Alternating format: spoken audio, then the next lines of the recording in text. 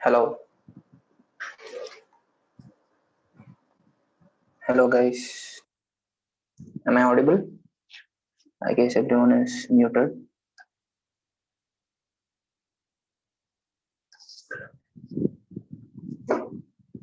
Yeah, so I guess we can start now.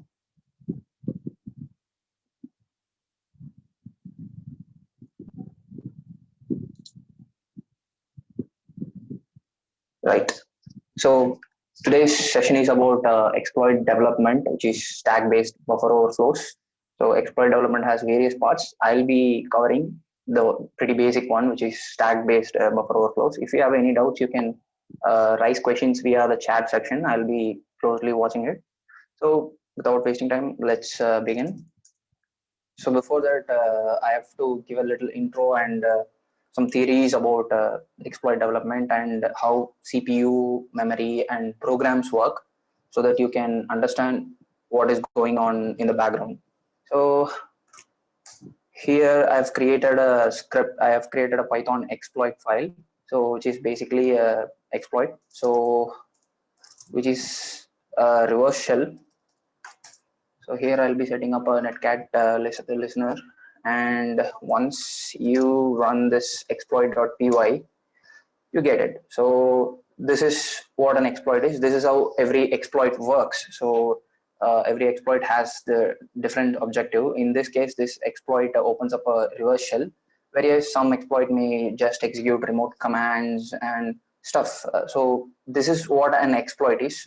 So let's get into the background of how to create this exploit, how to code this exploit. So yeah, fine. So yeah, this is today I'll be speaking about stack-based buffer overflows and a little bit of self-intro. I'm Aditya Neke, head of OASP Coimbatore, which is you pretty much know about what OASP is, and I'm into InfoSec for the past 6 years. And my area of expertise is web application security, reverse engineering, exploit development, and malware analysis. I've authored several exploits and CVEs, which you can find in Exploit DB, Package Storm, Security, Today, and other exploit sites. And I've been a speaker at various conferences, workshops like IATM Research Park, and I've been a speaker at DEF CON Trivandrum. And I have basic Hall of Fames in Microsoft, Apple, like those sites where every bug hunter has. I was once a bug hunter too. And I've passion for making and breaking stuff. So without wasting time, let's get into the topic. So here we are, exploit development, what and why. So why do we need exploit development? You'll actually exploit development is the most toughest part in hacking. Even you can learn bug bounties, those methodologies within few days, but this exploit development takes months or at least weeks to learn. So I'll be covering the most easiest topic in exploit development. Let's consider this session as a starter for exploit development. So you, as a hacker, you guys must have used dozens of exploits. So what you pretty basically do is you'll just download the exploit from random source, which is most probably it'll be exploit DB or some other site. You'll just compile it if it's a kernel exploit, or if it's a Python file, you can directly run it and you'll get the exploit results, whether it may be reverse shell or whatever it is. But have you ever read the exploit? Have you ever reverse engineered the exploit and understand what is going behind? Or have you ever tried to create your own exploit? So that is what we are going to do today. We are going to create our own exploit to hack into a machine which is in my local network. This is a hands-on session. I'll be doing practicals, but before that I have to touch up few theories in order for you to understand what is actually going on. So buffer overflow is the session which I'm going to take today. So as the name states, buffer, we are going to smash the buffer and we are going to overflow it. So buffer is actually a storage space. It is a temporary storage space, and there are two types of buffer overflows in general, which is stack-based buffer overflows. So a stack is something that stores local variables and return addresses. whereas the other type of overflow is heap-based buffer overflow. The heap is a storage area which stores dynamic data types. So that's what basic buffer overflow is, the basic definition for buffer overflow. So this is what they call as von Neumann architecture, which is still being followed in this modern era. So the memory can hold two types of data, which is a normal data and also the instruction, because we are not yet that much sophisticated to afford two different types of memory to store data in one memory and instruction in another memory. So till date, we are storing both data and instruction in the same memory, which is our computer memory. So this is what they call as von Neumann architecture. And let's see how a program executes in the CPU. So what basically a program is that it's a compiled source code. It has a sequence of instructions. So a program in the general sense is it contains a sequence of instruction. So that is what we call it as a program. And this instruction register, it has CPU has something called instruction register. So what it does is CPU has several registers, but one of them is instruction register. So the role of instruction register is to hold the address of the current instruction which is being executed. So the instructions in CPUs will be executed one by one, and there are a lot of concepts behind paging, priority based execution. There are a lot of concepts, but I'll be just touching up the basics. So CPU has the main register which has the address of the current instruction that is being executed. So that is the instruction register. And the next is instruction pointer, which will be pointing the address of the next instruction that is in the queue. So these two are the most important registers which when it comes to execution of the instructions. So this is the flow of the instruction. At first, the instruction is copied into the instruction pointer. The first instruction, or the address of the first instruction, is copied into the instruction pointer. And what happens next is the CPU sends the address into the memory. So whatever the address that is in instruction pointer, it sends it to the memory, and the memory finally reads the address from the address sent by the CPU. And the memory actually reads the data from the address sent by the CPU, and it sends back to the CPU the data which it has read from the address.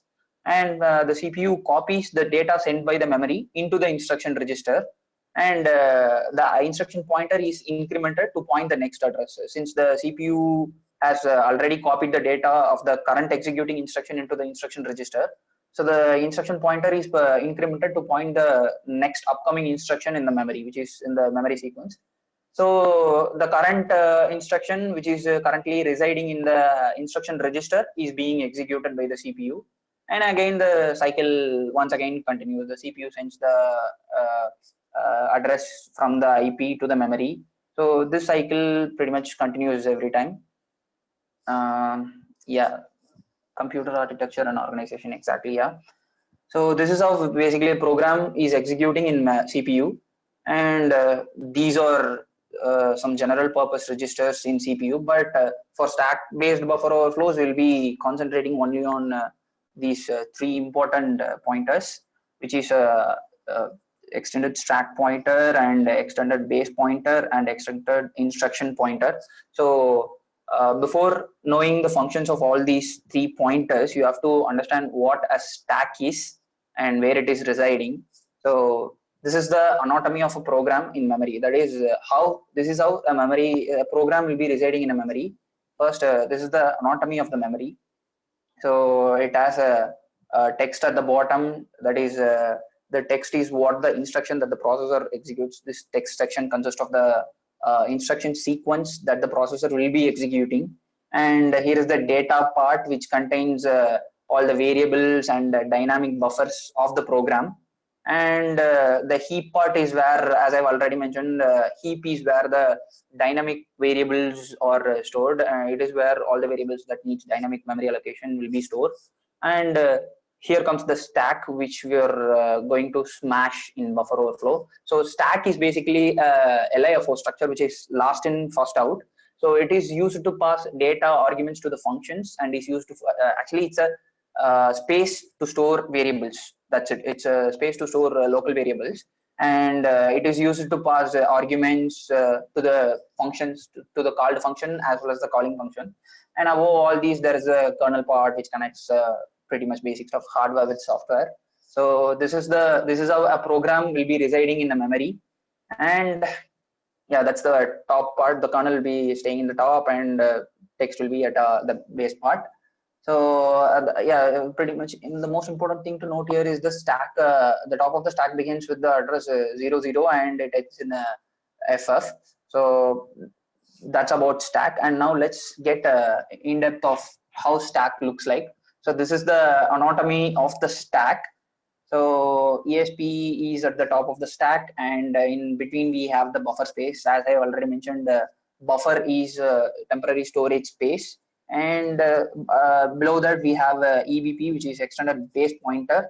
So EBP is at the base, and EIP, instruction pointer, is what I have already told you here, right? So this is what the instruction pointer is. The role of the instruction pointer: the instruction pointer will be holding the address of the next instruction that is in instruction queue. So that's the role of the EIP. So whatever the address that EIP points will be the instruction that will be executed next.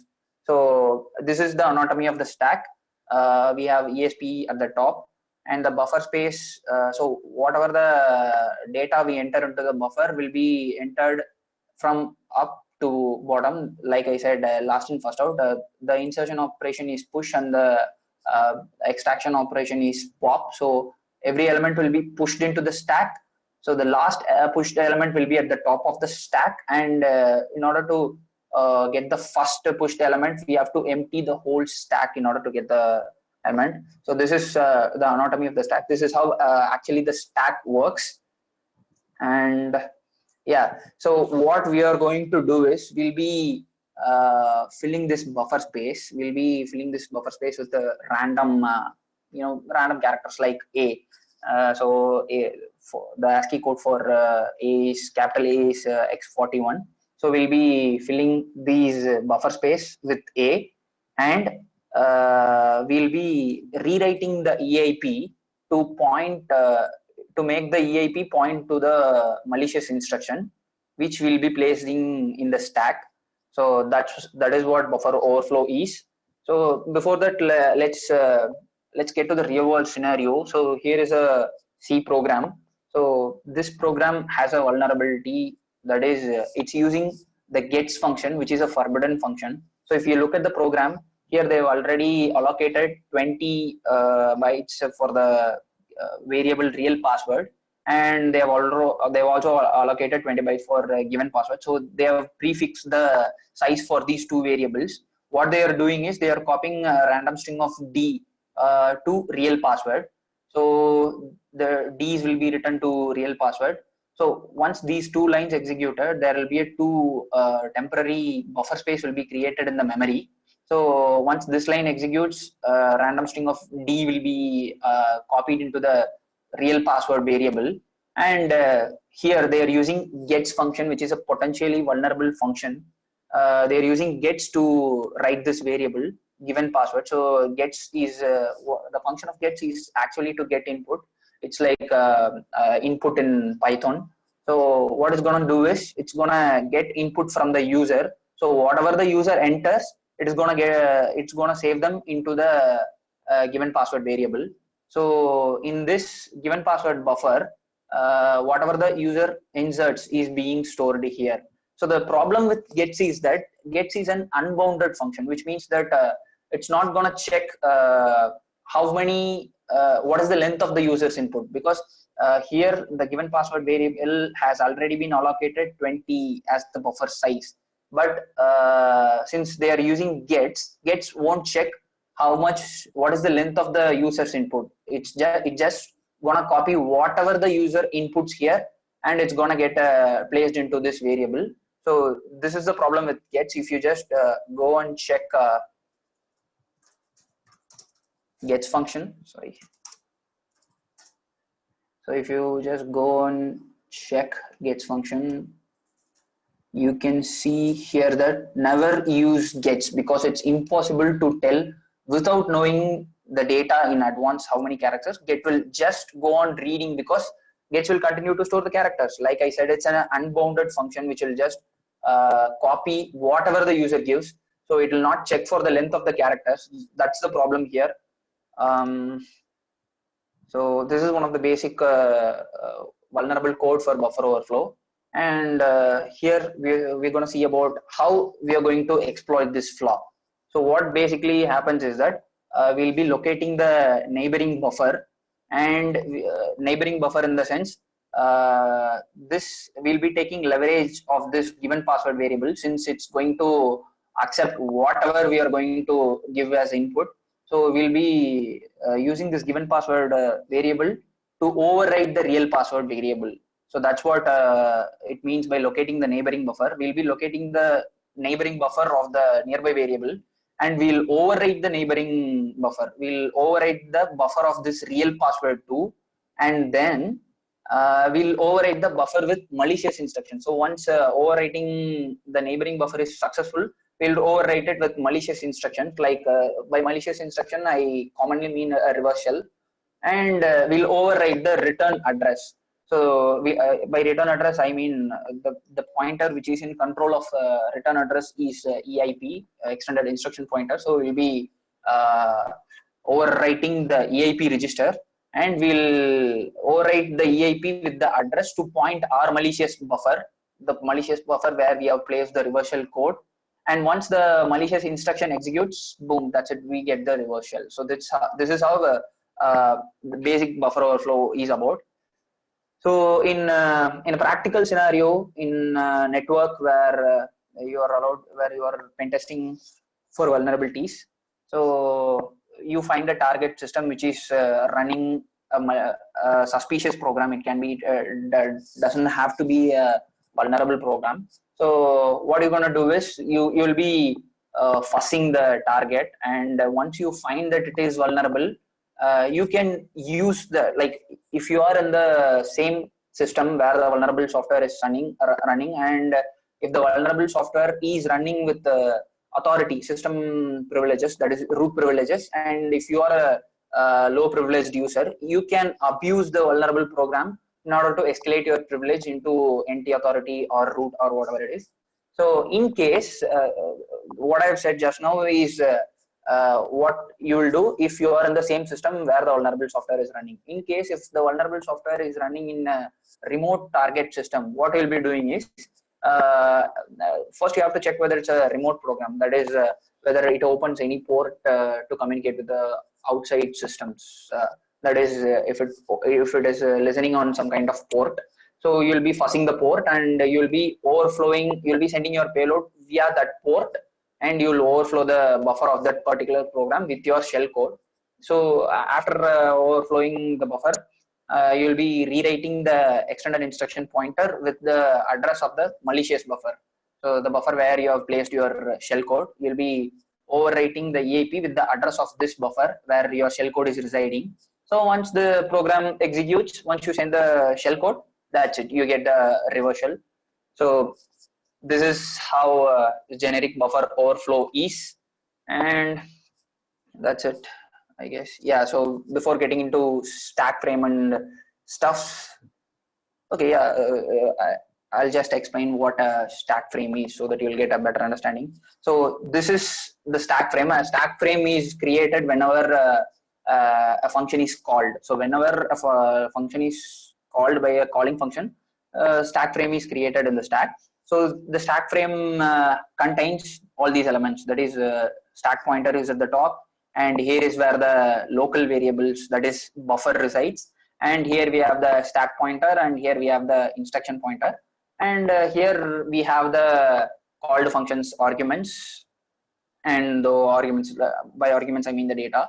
So what we are going to do in this buffer overflow attack is that we are going to overwrite from ESP to EBP. Sorry, so from EBP to ESP, I've misspelled it. From EBP to ESP, we'll be overwriting this whole address space, this whole space, with our shell code, that is our reverse shell, and we'll be adding something called NOPS, which means no operation. That is, it is just to give some stability.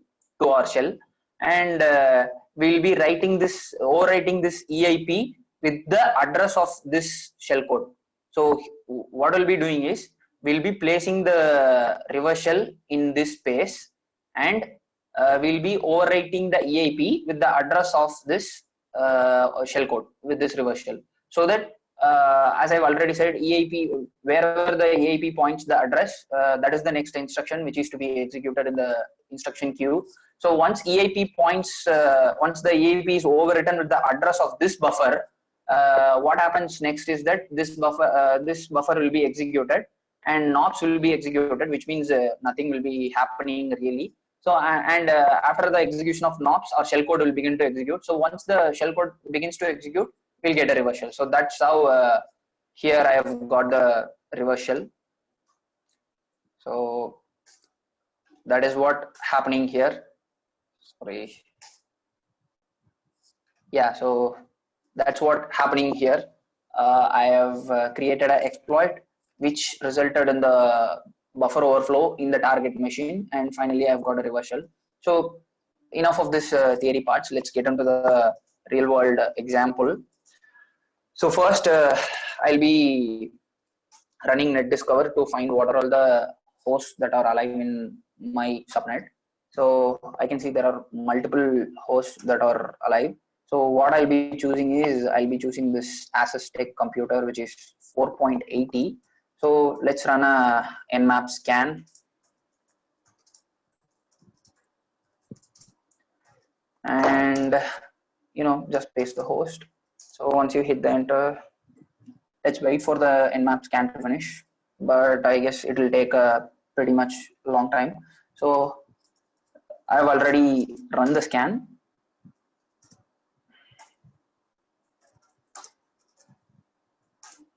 So this is the result of the nmap scan. You can zoom it if you want.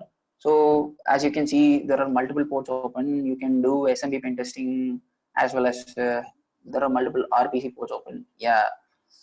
So we have pretty bunch of ports open, but for buffer overflow, we'll be targeting at this one suspicious port, which is port number 9999. So we'll be targeting this particular port. So it names as something called Vuln server. So you just copy it and go hit the Google. So let's see what Vuln server is, and we get the GitHub repository where we can find the source code of what Vuln server is. So you can clone it, but I've already cloned it here. So this is where Vuln server resides. So let's this directory has two files. One is the source code of the Vuln server, and another one is a pre-compiled exe file. So before running the exe file, let's look at the source code of the Vuln server. So if we see it, okay, so here it shows that the default port is 999, as we have already seen. Vuln server is running in port number 9999. So yeah, this is the correct software which we are looking for. Yeah, you can go through the source code and find which buffer to overflow. In the other sense, you can also connect to the target via Netcat and see what is the software actually doing. So it's opening a port. So it is running in port number 9999. And okay, let's try help. So we can run a bunch of commands in this port, but what we are going to do today is that we'll be exploiting this run command, which is actually the function which is vulnerable for buffer overflow. So yeah, without wasting time, let's create our exploit. So before creating an exploit, we have to learn more about the software, like exactly how the software works, exactly how it stores the data. So in order to do that, you have to have some kind of debugging tools. In my case, I'm using Immunity Debugger, which is available for Windows. In my case, I'm using Wine to run it. So let's load Immunity Debugger.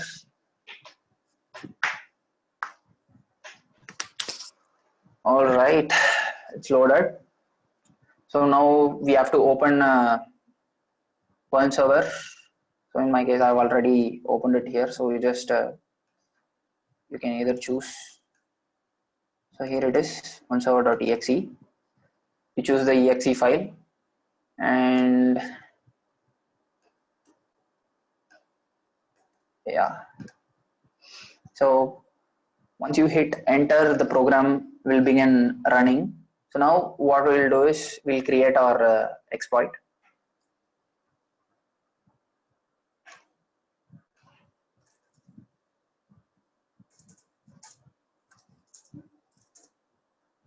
I'll just remove this exploit file. We'll create a new exploit.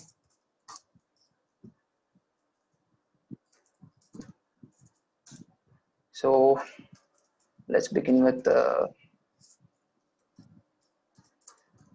Python script and import system library and import socket, and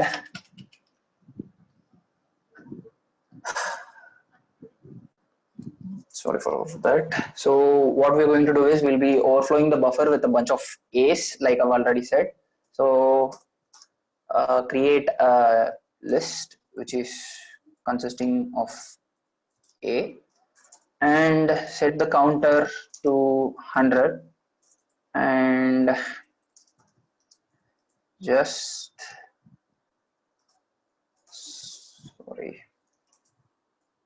while the length of the buffer is less than 30, what we are going to do is that we'll be appending multiple A's, right?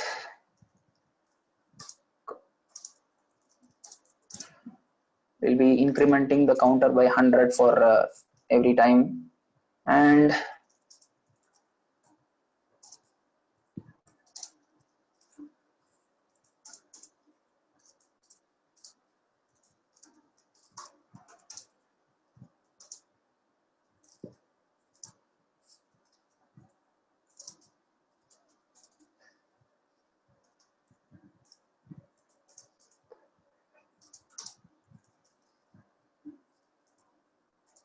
so here we are initiating the socket in order to initiate a connection with the target.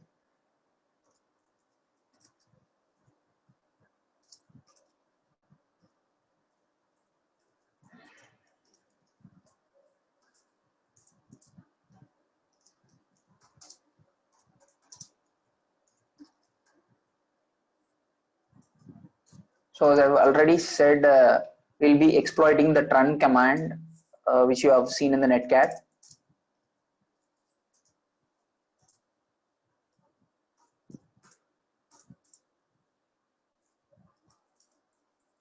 So this is the fuzzing part where we are gonna identify the length of the buffer.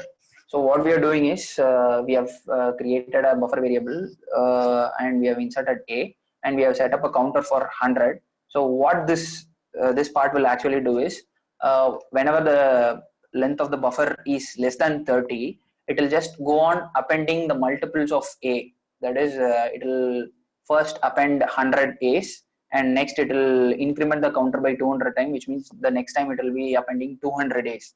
So this will go on until this will go on up to 30 times. So we'll have around 5,200 characters, I guess.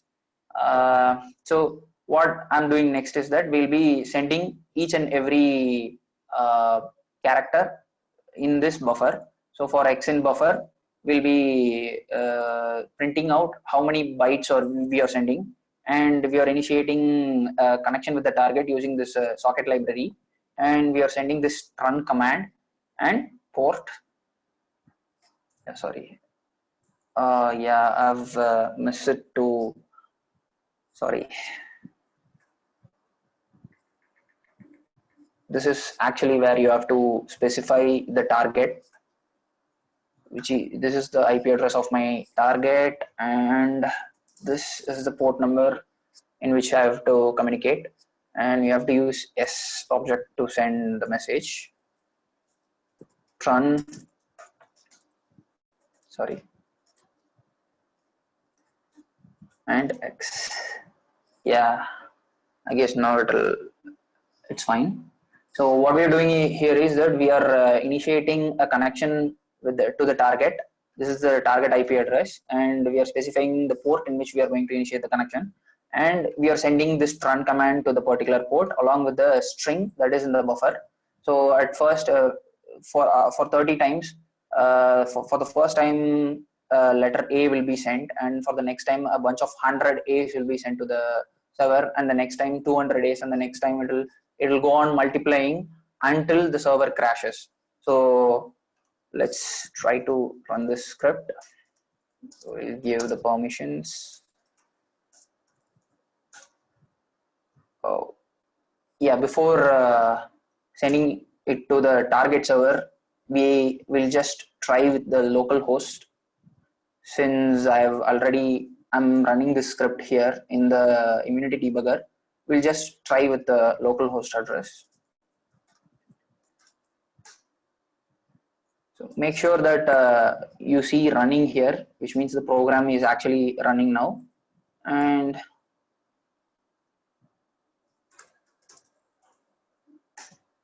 yeah, so it goes up to 2900 bytes, and once we come back to Immunity debugger, all right, so the program has been broken, which means we have successfully managed to overflow the buffer.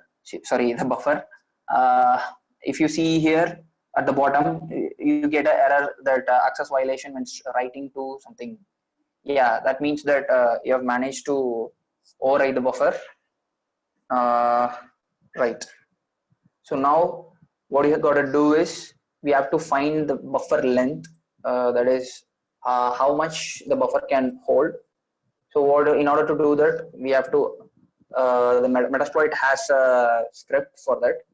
So you just go to user/share/Metasploit framework/tools/exploit and pattern create, and you have to specify the length of, that is for how much characters you want. So we have sent around 2900 bytes. Let's create a length of 2900 bytes. Yeah, so it will generate a random string of 2900 bytes. We'll be sending this to the buffer, and we'll see at what particular string is being reflected in the EIP. So once we get that particular string, we can find the length of the buffer.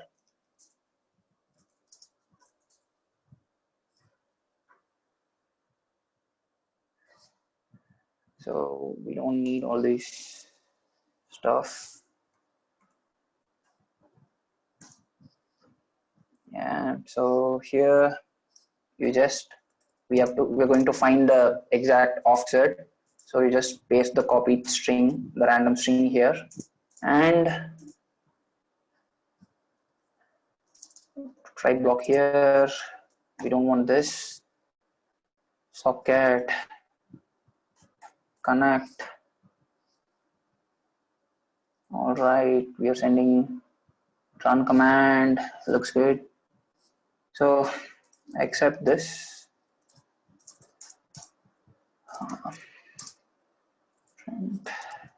Error. Yeah, I guess now it's pretty much fine. So what I'm doing is I'll be sending this offset to the target to check what value is being reflected in the EIP register.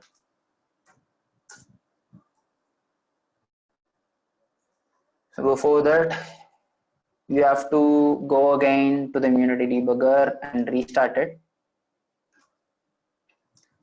So now the program has been restarted. Even if you restart the program, will be by default, it will be in past state. You have to hit the play button. So now you can see that the program is running. So here is where the assembly instruction of the program is, and here is where you can find all the registers, all the pointers of the program. So this is the part where we are going to concentrate. So now let's run the exploit. And now if you come here, yeah, we have got a access violation error at 386F433. So now if you look at here, the EIP is the register, EIP is the pointer which we are going to overwrite. So it is reflecting the random string. You just copy the string, and in order to identify the buffer length, again we have to use a script by Metasploit. Sorry, yeah, Metasploit framework tools, exploits, and this time it's pattern offset, and give the offset. So this is the offset, and yeah, here we go. We have got the buffer length. So 2003 is the length of the buffer, which means that we can send up to 2003 characters of string to overflow the buffer, and whatever you send next will be overwritten in the EIP register. So let's try exploiting the script again. Let's remove this offset part, and let's put shellcode is equal to a, and we are gonna put it 2003 times, and let's try it with the b. So yeah, we have got to send shellcode. All right, so if we run this code, if this code is successful, it means that the stack will be written by stack. I mean the EBP. You'll be knowing if it's written in the EBP when you see the EBP. So if the base pointer is written is overwritten with ace, and if you see a bunch of x42 at the EIP register, it means that you have managed to override the EIP. As I have already said, A in ASCII stands for 41. Sorry, it's capital A. Capital A in ASCII stands for 41, and oh, sorry, again I missed that. I can't type capital A. Oh my god. Shit. Okay, my shift key is not working now. Right, A in ASCII stands for capital A in ASCII stands for x41, and capital B in ASCII stands for x42. So if this shellcode executes, it must mean that we will be overwriting the stack with the 2003 A's, and the EIP will be overwritten with B, that is x42. 42. So let's try to run this code. Again, we have to restart the debugger, and we have to hit the play button, so you can see the program is running here. Get back to Python, your exploit file, and hit enter. Now, yeah, this is what I have been talking about. If you see the base pointer has been written with A, and exactly the EIP has been written with 42424242, which is a bunch of 4Bs. So we have got the control of the EIP register, which means we can execute whatever the instruction we want. So since we have access to EIP, whatever the address that EIP points to will be the instruction which will be executed. So what I'm going to do is I'll be generating a shell code, and I'll be placing it in my stack, and I'll override this EIP with the address of the stack. So if the EIP points to my stack, then the instruction will be executed next, and the shell code in my stack will be in the software stack will be executed, and I'll get a reversal. So this is how it's going to work. Since we now have got the control of the EIP, we now have to check the bad characters. So what bad characters mean is that it's better if I go to the PPT. Yeah. So what we have done now is the fuzzing part. So in fuzzing part, we'll be identifying the buffer length and the capacity of the buffer. We have identified that the capacity, the buffer of this particular variable, this particular software is 2003. Whatever you write beyond 2003 will be overflowing into the next corresponding next respective registers like EIP and ESP, etc. So in fuzzing part, a stream of characters will be sent. Like I said, we have sent around 2003 A's until the program breaks. At first, we have sent around 3000 A's in order to check whether the program has broke or not. So as I've already mentioned, the capital A stands for, in ASCII, it's X41, and B stands for X42. And yeah, we'll be finding the exact number of bytes in order to break out of the buffer. In our case, 2003 is the length of the buffer, and whatever you send beyond the length of 2003 will be overflowing after the buffer. It will be overflowing into the registers that is right next to the buffer. So we have used the script called MSF pattern create and offset in order to so this pattern create, what we did in pattern create is that we have created a random number of string, random length of string, and we have sent it to the software, and we grabbed the particular string that is being reflected in the EIP register, because we are going to hijack the EIP register. So which means we have to take control of the EIP register in order to make it point to the shellcode, to our shellcode. So we have used the pattern create to create a random number of strings, and we have sent it to the software, and we have grabbed the particular string that is being reflected in the EIP, and we used the pattern offset script by Metasploit to identify the length of the buffer. So once we done that, we have located the, that's what we did. We have generated a random string using pattern create, and we have located the position of the particular string that is being reflected in the EIP using pattern offset, and we have overwritten the EIP using a bunch of B's. So this is the fuzzing part. And the next part is finding the bad characters. So in a program, there are a bunch of bad characters which may break your shell, which may break your shell code. So for bad characters, or in general, they are unwanted characters that can break the shell codes, like I said. And actually, there are no universal set of bad characters, like because bad characters depends upon the source code of the program and whatever the variables you have used. So it depends upon a bunch of things. So there is no universal set of bad characters, but there is a universal bad character. That is null byte. So null byte is actually a bad character that is excluded in every shell code because null byte will actually break your shell code if you use it in your program. So guys, by shell code I mean the assembly code of the reverse shell you're going to create now. So as I've already mentioned, different set of bad characters for every program. And wait a second.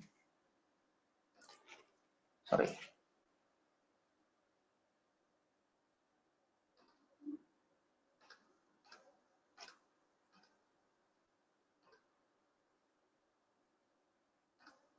Yeah, fine. Sorry for the drawing on the screen. Yeah, so let's continue. So what we are going to do is we have to identify the bad characters. So in order to identify the bad characters, what we have to do is we'll be sending a character list of we'll be sending hex codes of 00 to FF, which means 01, 02, 03, 11, 12, 13, 21, 22, 23 until FF. So we'll be sending all these characters, and we'll be checking in the debugger whether the input what we have sent is breaking in the middle. So if it is breaking, we'll be finding that exact character which breaks the input, and we'll remove that particular character while writing our reverse shell. So if we'll be doing this process until the input no longer breaks. So until we get whatever the characters we sent, we'll be doing this process again and again. We'll be removing the characters one by one and use the rest of the characters to generate the shell code. So let's see how we can identify the bad characters. So for that, just go to Google and type in bad cats. Here you go. So get into the blog.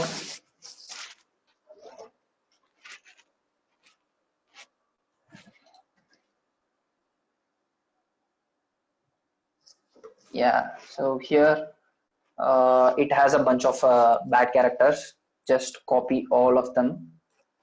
Like I said, bad characters is nothing but we'll be sending all those hex codes, hex strings, that is from 00 to 01, 02, 03, 04, and 11, 12, 13 until FF. So it will contain all the strings.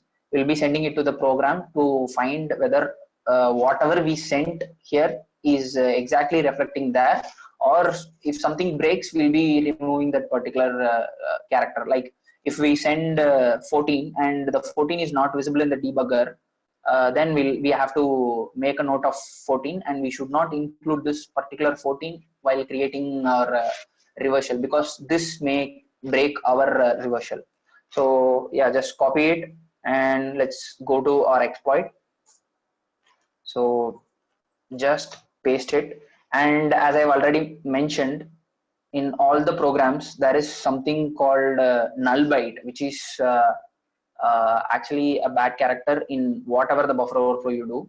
So this 00 is the null byte which I have been talking about. So we have to remove this from our program, and once you remove that, now we are good to go. So what we are going to do now is that we'll be sending a bunch of A's, and we'll be overwriting the EIP with B. By B I mean the ASCII of B, which is 42. Also we'll be sending these bad chars. Yeah, and we'll be sending this entire shell code to the program, and fine, now we are good to go. Yeah, so let's run this. Before running this, let's make sure our program is restarted and running.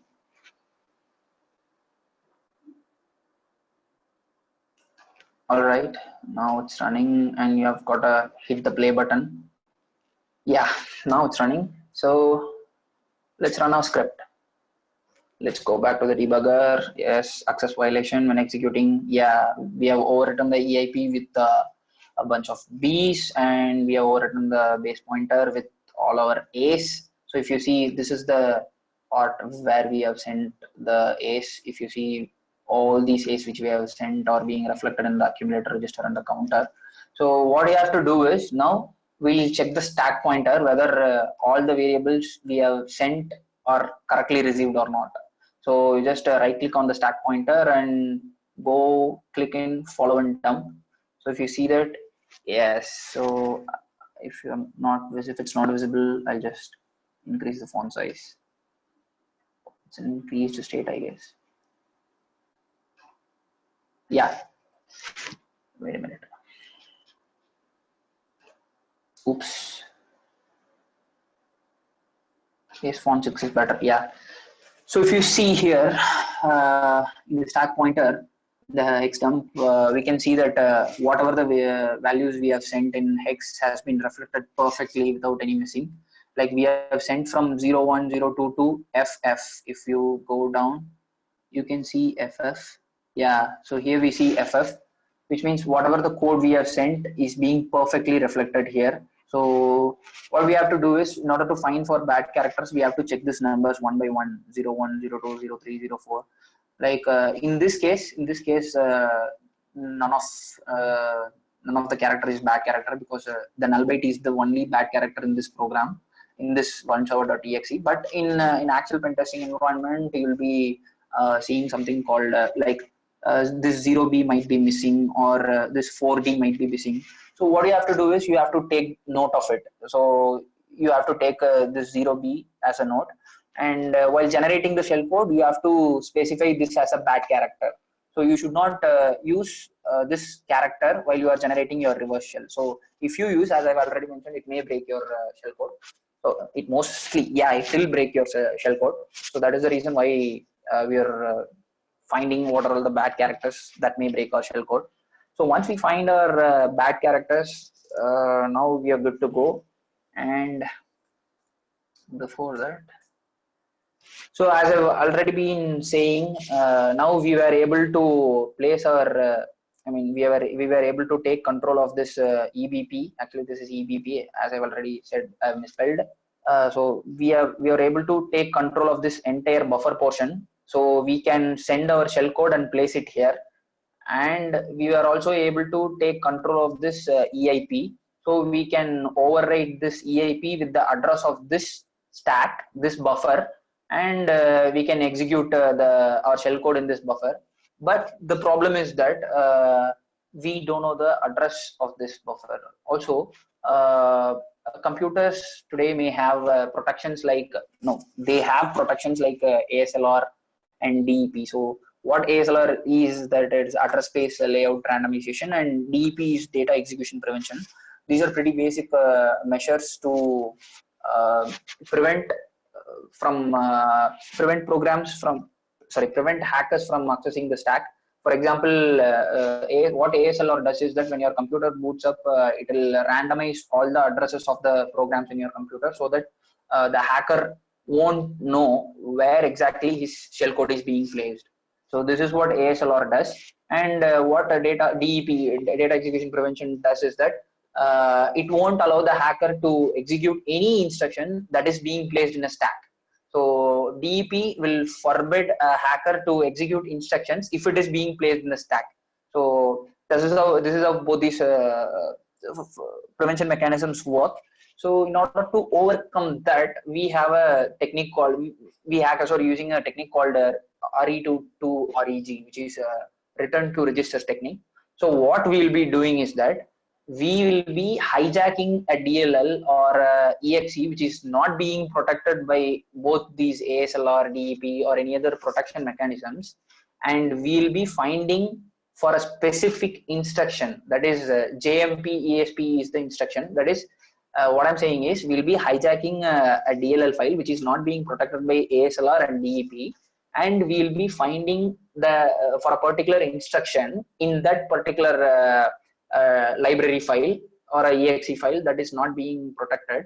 So what that particular instruction is going to do is that it will make the CPU to execute the instruction in our stack. So that is what we are going to do here. This is called as return to register technique.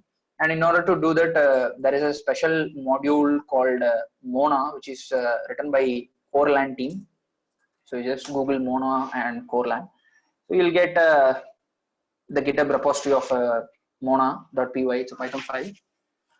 So what you have to do is you just grab this Mona.py file, and you just go to the immunity debugger directory.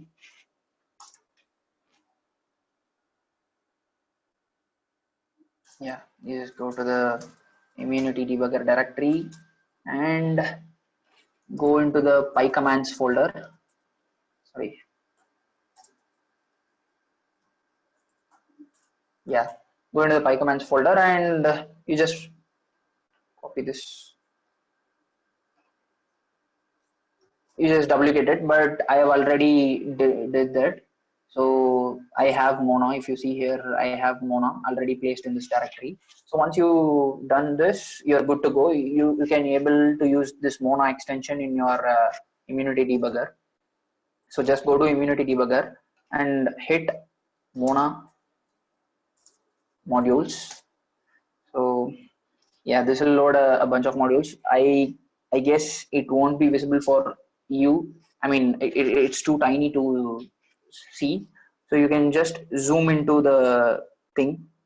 So what it does is that this Mona module will load all the DLL files, all the exe files that are being used by this particular program. So if we see here, we have ess_func.dll. This is a library file which is being used by this oneserver.exe, and kernel-based.dll, oneserver.exe, kernel32.dll. So these are several library files which are being used by this oneserver.exe. So what we have to look is that we have to look for a file which is not being protected by ASLR as well as DEP and any other protection mechanisms. So what we have to wait, what I'm just looking at the comments. Mona compare module also can be used to check back characters in stack. Yeah, that's a good technique. Yeah, and not be able to download the one server. I'm not sure. Like you just go to Google and hit one server. Okay, yeah, you won't be able to download the one server because your internal firewall or the defender might be blocking it. So you just turn them off, and then your pretty much good to go. So what we are going to do here is that we'll be finding the library files which are not being protected by any protection mechanism. That is, all these checks has to be false. So yeah, we have one server.exe which is being false, and we have ess func.dll which is placed in one server. So we'll choose this. So this is also not being protected by ASLR and everything. So what we have to essentially do is that we have to choose a file that is not being protected, that is being false in all these protections. So let's just use this ess func.dll. So next you have to find the instruction, the particular instruction we are looking for in this particular module. In order to do that, you have to hit to NASM shell. That is well, it's a shell which will convert your instructions into opcodes, into assemblies. Like, let me locate where is NASM shell. Okay, here it is. Let me load NASM shell, and what we are going to do is we are going to look for the opcode of a JMP ESP instruction. So once it loads, we can hit JMP ESP to find the, yeah, so now it's loaded. Just hit on the JMP ESP. So this is an assembly instruction. This is the instruction which we are gonna give into the EAP. So instead of directly giving this instruction, what we will be doing is we will be finding where this instruction is placed in that particular DLL, for particular DLL file, and we'll be copying the address of this JMP instruction in that DLL file, and we'll be giving the address of that. So you'll understand when you see it. So we see that FFE4 is the opcode of this JMP ESP instruction. So we'll just go back to Immunity Debugger and type in Mona find s. Just type FFE4 in, just append x with that. So x ff/x e4. That's it. And the module in which we are going to look for this instruction is ess func.dll. Yes, so we found almost a total of 9 pointers with this instruction. That is, this ess func.dll has around 9 JMP ESP instructions. So what I'm going to do is I'm just going to copy the address, or you can just note it down. 625011AF is the address of the JMP instruction in this DLL. So what we are going to do is we are going to rewrite the EAP with this specific address. So once we rewrite the EAP with this address, the EAP will be pointing to the JMP ESP instruction, because in this address JMP ESP is the instruction that is being residing in this address. That's it. So now let's restart the program.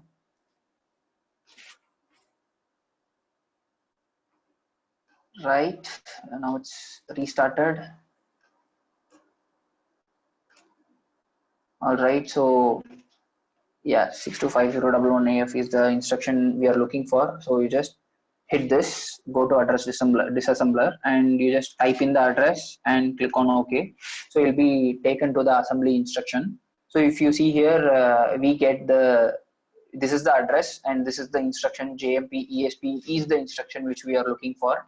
So what we are going to do is we are going to override this EIP with the address of this instruction, that is 625011AF. So let's go ahead and modify our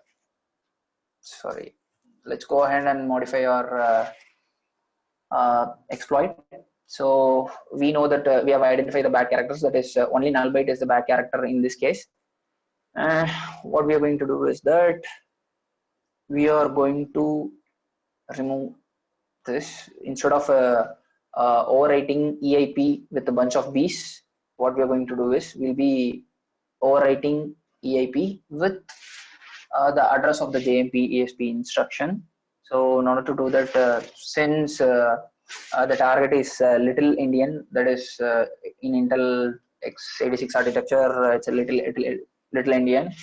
That is the architecture of my target system. So I'll be writing the address in reverse. That is, this is the address 625011AF. So this is the address. What I have to do is I have to write this in reverse order. That is XAF slash X11 slash X50 slash X62.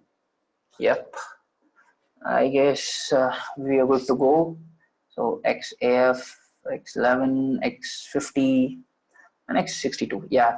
So once we run this, our EB base pointer will be overwritten with A's, and our EIP will be pointing to this address, that is XAF X11 X50, which is where the JMP ESP instruction is residing. So yeah, we'll set a breakpoint at this particular address in order to know that we get a particular access violation at this particular address. So in order to do that, just hit F2 and breakpoint is set now. So let's run this program. Yeah, now the program is running, and let's go back to the exploit. Sorry. Yeah, let's save this exploit. Let's run the exploit. So yeah, like exactly I've said, now the EIP has been overwritten with the address of the JMP ESP instruction. If you see, we had an access violation at 6250 ESSfunc.dll. That is what exactly we want. We have overwritten the EIP with the address of this instruction. So what now it's going to happen is that we'll send the payload, and along with the address of the JMP ESP instruction. So EIP will point to the JMP instruction. Once this instruction executes, the CPU will directly come to the stack and execute whatever that is in the stack. So what we are going to do now is we are going to generate a shell code, and we are going to run it into the, we are going to place it into the stack, and that's it. We'll get a pretty good reverse shell. So in order to generate a reverse shell, you can use a Metasploit again.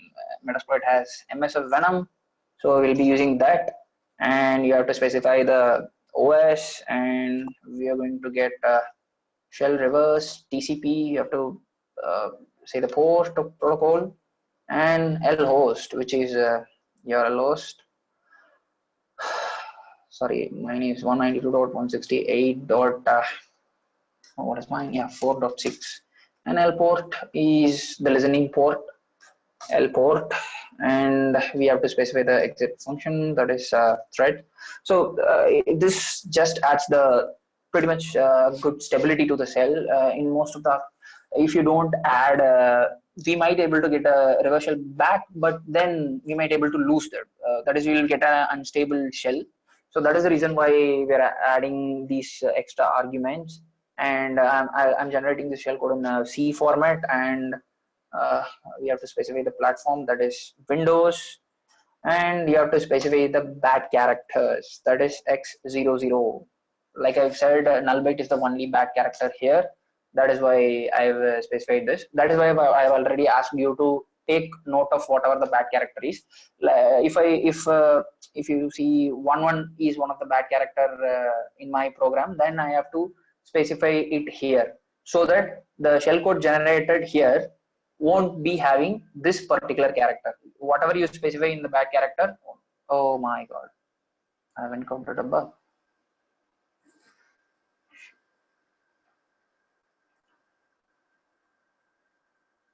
Shell reverse TCP exit func, thread platform, Windows. Let me see what I've done wrong here. You don't need to specify the architecture because I'm just doing it for a 64-bit. Segmentation fault. Okay, so let me try it once again. MSF Venom P, Windows, shell reverse, TCP, L host, 4.6, L port, exit func is thread. and the format is C. Platform is Windows and bad characters.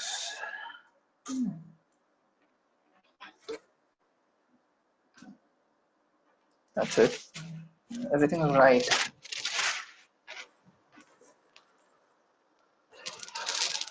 Let's wait for a minute.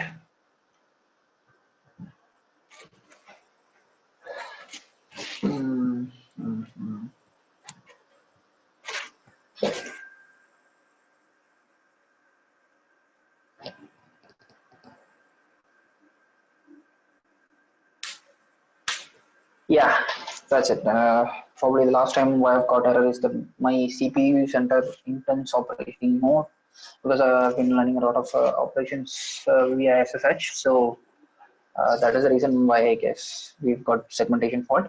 So yeah, now we have generated a shell code. If you look into this shell code, you can see that we have no x00. That is, we have no null byte. So that is the reason why we have specified here. We have to create a shell code without the bad character. So if you have a 01 as a bad character, you have to specify it here, and the generated shell code won't be having the 01. So we have not used any encoder here, but by default MSF Venom will be using Shikatagana encoder, which is a default encoder in Metasploit. So you can use pretty much any encoder you want, but in this case I have disabled Windows Defender and stuff, so we don't need to use any encoder here. Shikatagana is pretty much enough. So what we are going to do is we are going to we have generated the shell code, and we are going to place the shell code into our program. So buffer is equal to, place it here. Oops, I didn't copy it.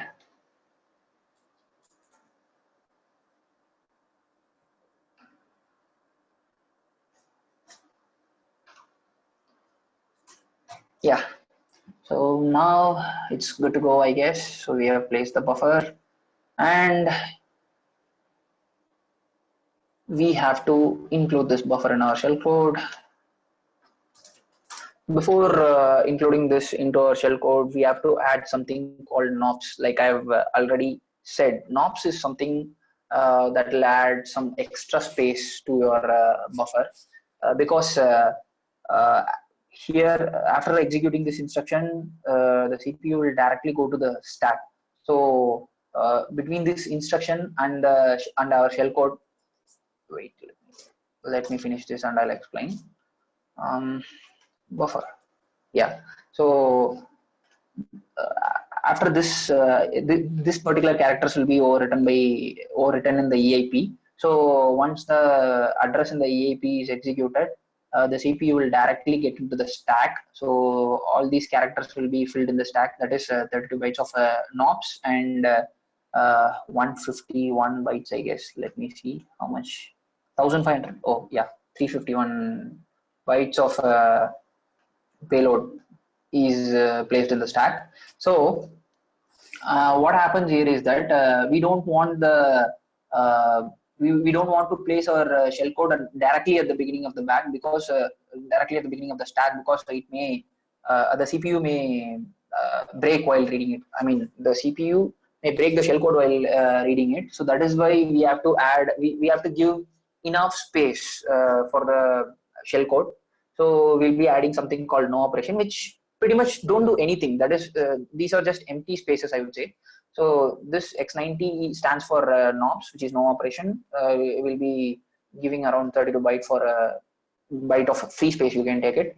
And after this, here is our buffer. That is, here is our shell code. So once this executes, we'll get a reverse shell. So that's it. We are good to go.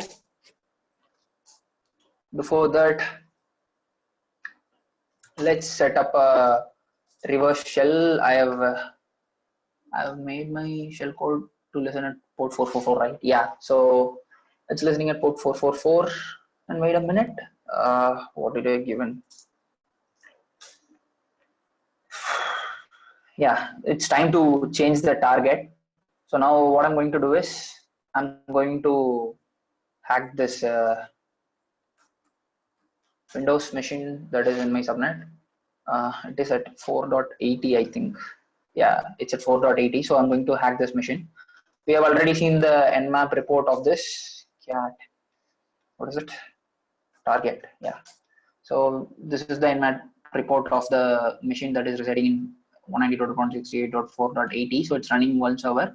So we have identified that one server is vulnerable to buffer overflow, and we have did all our shell code. Now it's time to test it with the real target. So let's replace this IP address with our target IP address, which is 4.80, and it's listening on port number 999. Yeah, everything else is fine. So we are good to go. Let's set up a reverse shell at, sorry, port 444. Yeah, so it's time to run exploit. That's it. Our exploit finally worked. Now we have created our own exploit. So let's check what system it is. Let's verify. Yeah, it is Windows 7 system, Service Pack Windows 7 Ultimate, and the host name of our PC is admin PC. Fine, that's it. We've got reverse shell. We also get the group details, the domain details. Okay, it's wow, like that's it. We've got the reverse shell. We can do whatever we want. We'll see users. Yeah, we'll see host name. Yeah, that's it. This is a standard reverse shell with all the privileges, and we are NT authority. So let's see. We are at we are at one server directory. So we have the source code here, one server.c. Yeah. So that's it. We have hacked the Windows 7 machine using buffer overflow. I guess I've pretty much covered everything. Oh, let me get back to the slides. Yeah. So we have found the bad characters, and I've told you about what Mona is. That's it. We've generated a shellcode and on the machine. Okay, guys, thank you for bearing with me and listening for all this time. You were a good audience. You can contact me on any of this means. You can find my GitHub profile there. You can contact me via Twitter. I'm open for all sort of communications. Thank you, everyone. Thank you. If you have queries, you can shoot in the chat section. I'll be able to answer it now. If you have any queries, you can ping it in the chat section. I'll wait.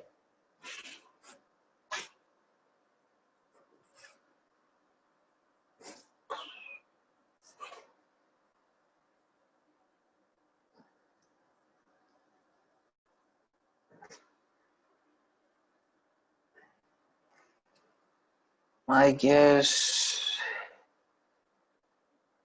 Oh, what? Can I be able to join OS Coimbatore? No, you can't. Can we make exploits for Mac? Yeah, obviously, yeah, you can make exploits for Mac. Like if it's running vulnerable software and pretty much standard steps, you can hack Mac too. It all depends upon the services that is being running in the operating system. Since Python 2 is ended support, what will be your suggestion? Exploit development in Python 3? Well, it's pretty much standard. You can do whatever I did in Python 2 in Python 3. I don't get your question. You can do everything in Python 3. I just used Python 2 because there are still a lot of developers who are using Python. That's why. Can we make malware to hack air-gapped computer? Well, you can't make a malware to hack air-gapped computers because there is no means for you to send the malware to the air-gapped computer. But there are several other methodologies to hack into the air-gapped computers. For example, there is something called DTMF. by which you can be able to grasp the keystrokes from the air-gapped computer if you get so close to the air-gapped computers. And encoding is different. I don't get what you're saying. I've used Shikatagana encoder. You can use whatever. The MSF actually contains many different other encoders. Oh, you were saying the differences between Python 2 and Python 3. Yeah, Python uses ANSI and Python 3 it's UTF-8, but still it doesn't make a, it won't make a lot of your stack contents get messed up in Python 3. Well, I don't think so. No, my stack contents won't get messed up in Python 3 if I decode it. If I decode it and send it. You get it? When using Python 3, you can decode it to ANSI and send it.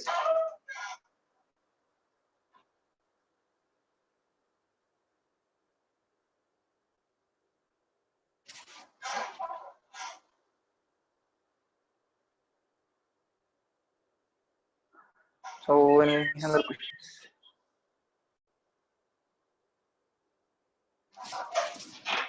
Well, you're asking. Well, there are libraries for decoding. I mean, wait, let me check. I'm not sure what exactly the library is. UTF-829C, right?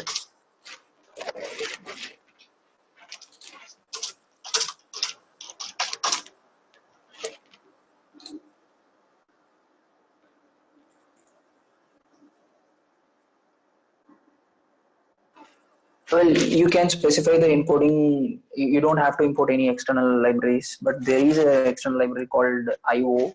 So you can use that library to decode yours. I'm not sure about the exact decoding part because I've never tried in Python 3. But yeah, it's pretty good question. I'll look into it. I'll try it with Python 3, and if it messes up, I'll post you some. Do you know about Stuxnet? Yeah, Stuxnet is one of the most. It is one of the first reason why cyber war has become a most hottest topic. So what Stuxnet does is that it gets into the industrial systems. So it will look for the specific system called as SCADA. So SCADA is you can say it is an operating system that will be running in industries. So what this Stuxnet does is it will look for it contained around 18 plus 0-day vulnerability, I guess. I'm not sure about the count because nobody knows. Even the people who have reverse engineered has not yet found who's the creator of Stuxnet. So what it does is that it'll use those 0 days and get into the system. And once it gets into the system, it will check whether it is using SCADA or not. If it is not SCADA, if it is not a SCADA system, then it will lie dormant. It will lie dormant for around a specific date. There was a specific date. I don't know what exactly the date is. It will lie dormant until that particular date if it's not a SCADA system, and eventually it will delete itself. So, but in case if it is a SCADA system, so there is something called PLC, program logic circuits. So it will hack into those. So it will hack into the industrial systems using the PLC, and it will. What it will do is first it was designed to get into the Iran's nuclear power plant. I guess, yeah, Iran's nuclear power plant. So first, what it will do is it will rewrite the PLC logic to make the nuclear power plant. There are some equipments in the particular nuclear power plant. I don't know the name of it. So it will make that equipment to spin faster for 2 to 3 months, I guess. So it will make the particular equipment in the nuclear facility to spin faster for 2 to 3 months and slow down for 6 minutes. So once this process takes centrifuge, exactly, that is the name I've been looking for.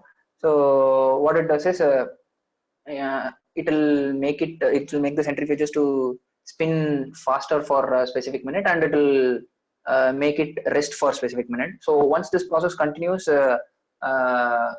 those centrifuges will eventually became, I guess, destroyed or repaired. I'm not sure. So eventually, because of this happening, these centrifuges will be repaired, and this resulted in Iran to close around 5 nuclear facilities in them. I just read it as a news. I didn't research much into the topic. If you have any interesting things, yeah, you can share.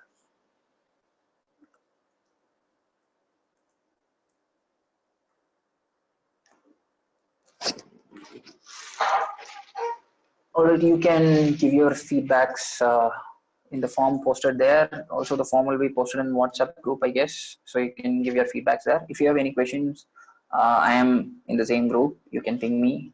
Yeah. Thank you, everyone. That's it. Thank you, Adityan, for such a wonderful workshop. Thank you. Thank you. And guys, I have shared the feedback link, and I'll be also sharing it in the group. Do give the feedback. Yeah, sure, sure. Okay. Thank you. Thank you, Ethan. Thank you, Akash. Thank you, everyone. Thank you for listening.